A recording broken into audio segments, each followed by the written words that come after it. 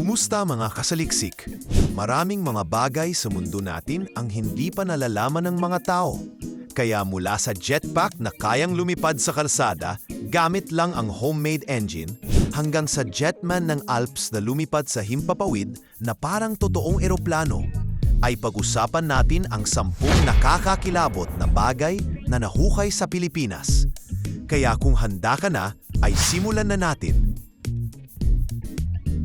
Number 10. Jetpack ng kalsada. Isang nakakabiglang imbensyon ang tumambad sa mundo noong early 2010s, ang Skyflash Jetpack. Imbes na mula sa isang higanting kumpanya, ito ay gawa lamang sa garahe ng ilang masisigasig na inhinyero. Pero wag ka, hindi ito laruan. Ang homemade jetpack na ito ay kayang umabot ng 120 miles per hour at literal na sumubok sa mga kalsada bilang testing ground. Oo, para kang nagmomotor pero sa himpapawid. Isang makina na hindi lang lumilipad kundi nagpapatunay na kahit sa simpleng pasimula, kayang lumipad ng isang ordinaryong tao. Ang pinakakamangha-mangha sa Skyflash ay hindi lang ang bilis nito, kundi ang likas nitong pagiging DIY. 2 maliliit na engine ang nagpapaangat dito at sapat na para buhatin ang piloto mula sa lupa.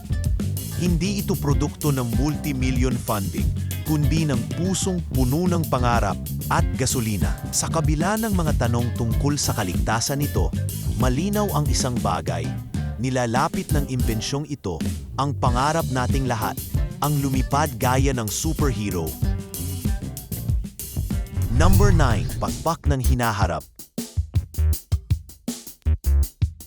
Sa bansang Germany, isang stuntman na si Peter Salzman ang gumawa ng kakaibang prototype, ang turbine jet wingsuit. Hindi na ito basta simpleng wingsuit na umaasa sa gravity. Ito ay may sarili ng makina. Sa tulong ng 2 electric turbines na nakakabit sa dibdib, kaya nitong magbigay ng powered thrust at kontroladong pag-akyat habang nasa himpapawid. Para ka ng ibong may makina. Mas mabilis, mas matulin, mas kontrolado. Sa unang test flight, tumalon si Salzman mula sa helicopter na nasa 10,000 feet. Habang lumilipad sa taas ng Austrian Alps, pinagana niya ang turbines at biglang bumilis ang lipad. Lumipad siya ng mas malayo, mas mataas, at mas kontrolado kaysa sa dati. Sa ganitong antas ng engineering, mistulang galing sa sci-fi ang eksenang ito. Hindi na pangarap ang makalipad, gaya ng jet. Nangyayari na ito ngayon. Number 8. Sundalong lumilipad. Kung may jetpack na akmang-akma sa digmaan, ito na marahil ang JB-12 jetpack mula sa Jetpack Aviation. Gawa sa United States at pinapagana ng 6 na turbojet engines, ang makina na ito ay hindi lang basta para sa stunt. Ito ay idinisenyo para sa tunay na operasyon sa militar. Isipin mo, kayang lumipad ng mabilis, umiwas sa mga hadlang, at kontrolin ang galaw gamit lang ang joystick habang nasa ere. Hindi ito science fiction. Isa itong high-tech na kagamitan na maaaring baguhin ang paraan ng paggalaw ng mga sundalo at rescuers sa mga kritikal na sitwasyon. Kahit compact at kayang buhatin ng isang tao, hindi ito nagkulang sa lakas. Ang thrust na ito ay sapat para makalipad ng ligtas sa masisikip at delikadong lugar. Mainam para sa mga misyon na hindi kaya ng helikopter o sasakyan. At higit sa lahat, tested na ito. Hindi lang ideya, kundi aktwal na teknolohiya. Kaya sa hinaharap, huwag nang magulat kung may makitang sundalong lumilipad sa himpapawid gamit ang JB-12. Number 7. Jetpack na walang kamay. Pangarap mo bang lumipad na parang wala kang kailangang pindutin? Ang Maverick Jetpack ang sagot dyan. Hindi mo na kailangang gumamit ng control levers o joystick. Kailangan mo lang igalaw ang iyong katawan. Gamit ang body weight shifting technology, literal kang magpapaikot, lilipad at magmamaniobra gamit lang ang kilos ng iyong katawan. Para kang bida sa futuristic spy movie na ang pagkontrol ay parang natural na galaw lang. Gawa ng Maverick Aviation, Ang jetpack na ito ay hindi lang tungkol sa forma, kundi pati na rin sa kaligtasan at pagiging user-friendly. Magaan ito, madaling gamitin, at may potensyal hindi lang sa entertainment, kundi pati sa emergency rescue at military use. Isipin mo na lang, isang ordinaryong tao lumilipad sa ere na parang hindi nangangailangan ng kahit anong kagamitan. Isa itong hakbang papunta sa hinaharap ng personal flight na mas ligtas, mas matalino at mas kahanga-hanga. Number 6. Jetpack ng baguhan. Mula sa bansang New Zealand, ang Martin Jetpack ay isa sa mga unang seryosong hakbang patungo sa personal flight. Hindi ito ang karaniwang jetpack na may turbo engines, kundi gumagamit ng ducted fans, parang dalawang malalaking ventilador na nakatayo. Sa ganitong disenyo, kaya nitong buhatin ang piloto ng lampas 3,000 feet sa ere. Una itong ipinakita sa mid-2000s at agad itong naging sentro ng atensyon para sa mga nais makakita ng tunay na makabagong jetpack na may silbing praktikal.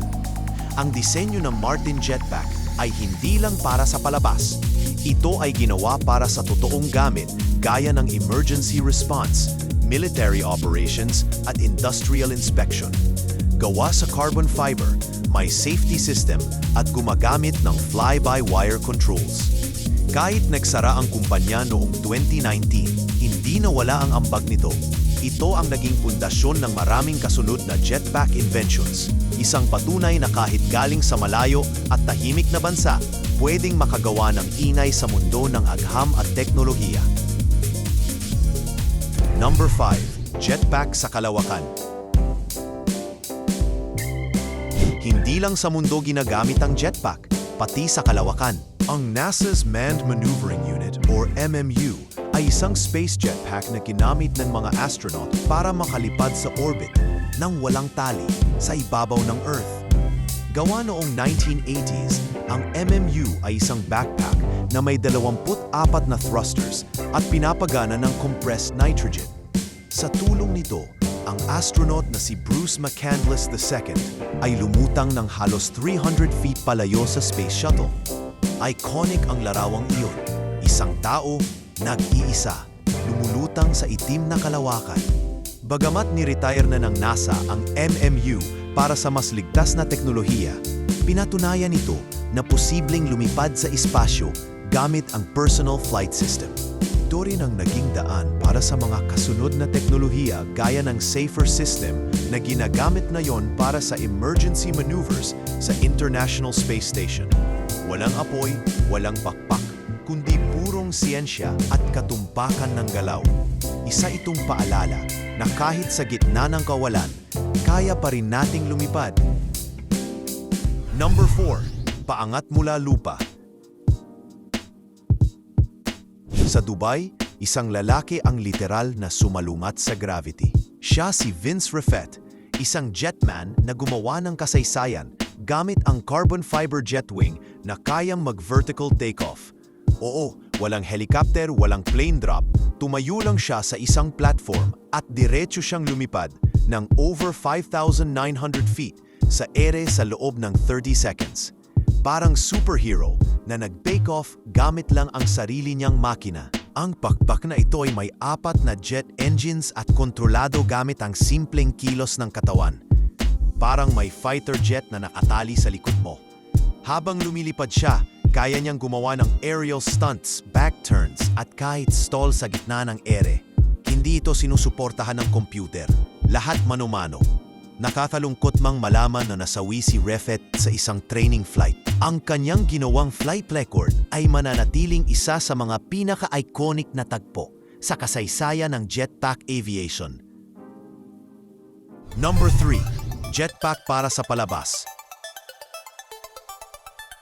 Kung nakakita ka na ng lumilipad na tao sa isang halftime show o sa isang festival, malamang ang gamit niya ay ang Apollo Jetpack mula sa Jetpack International. Ang jetpack na ito ay hindi gawa para sa long-distance travel o military use. Ito ay ginawa para sa crowd-stopping na performance. Pinapagana ng hydrogen peroxide, Ito ay bumubuga ng mainit na singaw sa twin nozzles para magbigay ng lift at mayroong 30 seconds ng controlled flight. Bagamat maiksi ang oras ng lipat, sapat na iyon para mangilabot ang libu-libong nanonood. Kaya nitong mag-hover, umikot at lumipad sa koreograpyadong direksyon. Ang tulog pa lang nito, parang jet engine na bumabayo, ay sapat para mapalingon ang lahat. Walang sayad sa lupa, walang pakpak, puro thrust lang. Sa dami ng shows at TV appearances nito sa buong mundo, naging simbolo ito ng entertainment aviation. Isang sandaling hindi makakalimutan ng sino mang makakita. Number 2, jetpack ng Bond. Bago pa man lumaganap ang mga makabagong jetpack ngayon, nauna na ang Bell Rocket Belt, ang orihinal na lumilipad na backpack. Gamit ang hydrogen peroxide na pinapainit at ginagawang steam, kayang buhatin ng belt ang isang tao ng up to 30 feet sa ere sa loob ng 20 seconds. Maikli man, ang tanawing ito ay nagmistulang magic noong 1960s.